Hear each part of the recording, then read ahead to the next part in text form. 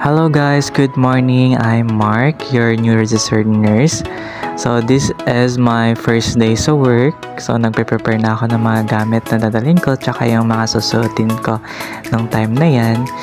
So ayun guys, ikikwento ko yung mga experience ko as a RNT bilang isang new registered nurse. Dati like pangarap ko lang talaga to na maging nurse. Hindi ko alam na parang ang bilis lang talaga ng panahon guys. Hindi ko na malaya na registered nurse na ako. Dati nangangarap lang ako maging isang registered nurse, and now nandito na ako sa profession na gusto ko.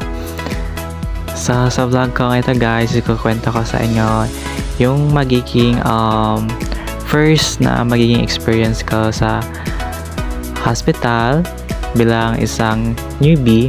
So sana yung pinapanalangin ko na talaga, sana maging mabait sa amin yung magiging kung sino man yung mag-handle sa amin, and yan, sana ma-absorb ko lahat ng ituturo nila sa akin, kasi ako talaga yung type ng learner talaga guys, na dapat talaga it takes time for me to memorize things na dapat kong gawin. So sana mahaba yung pasyensya ng magtuturo sa amin.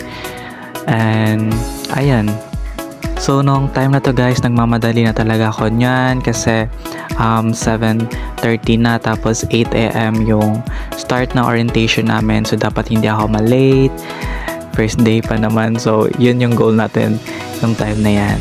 And sa mga katulad ko na nagsastart pa lang din sa kanilang new profession, laban lang tayo guys.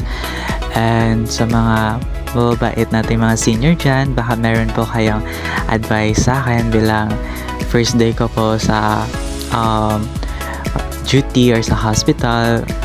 Okay lang po talaga, free to give me some advice po sa comment section. So maraming salamat po sa lahat ng tutulong sa akin. And guys, so ito guys, nandito na ako sa hospital, nag-orientation na kami niyan. So ayan guys, uwian na kami, na-overwhelmed pa rin ako pero laban pa din. Hi guys, so yun na muna yung mga video na papakita ko sa inyo. Since this is my first video, hindi ko pa alam kung paano talaga mag-video, ano yung dapat ko ipakita sa inyo, and nahihiya pa ako mag-video na ako lang ganon. So yung ginawa namin guys is orientation lang muna. So inorient nila kami sa mga different na mga units, department, ano yung mga dapat gawin namin sa bawat area, ano yung mga possible na mangyayari, mga dapat i-expect namin na mangyari during our duty hours.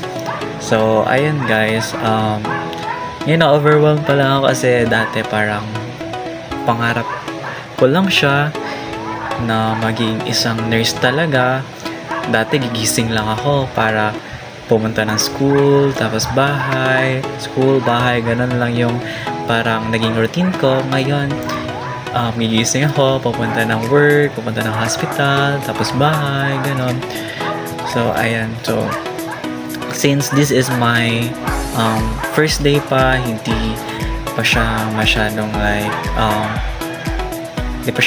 like busy talaga kasi ina-orient pa kami nila sa mga area. So meron pa kaming training na dapat gawin sa mga susunod na araw. So I hope na